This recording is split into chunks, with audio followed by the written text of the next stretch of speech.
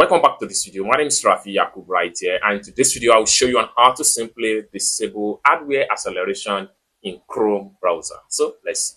But before we dive into the tutorial, if you find this tutorial useful and you are following into this channel, remember to click on that subscribe, turn on the notification bell for more useful tutorial like this. So with that being said, let's get started. The very first thing you want to do is to open up your Chrome browser. Then after you open up your Chrome browser, next thing you need to do is to come to the top right here, click on these three dots, and this is going to drop down. Then scroll down all the way down to setting from the bottom right here, click on setting, and this is going to pump up. Next thing you want to do is to simply navigate to system right here. So after you click on system, you have these options right here where you have use graphics acceleration when available. What you want to do right here is to simply turn off this particular button right here and relaunch your Chrome browser.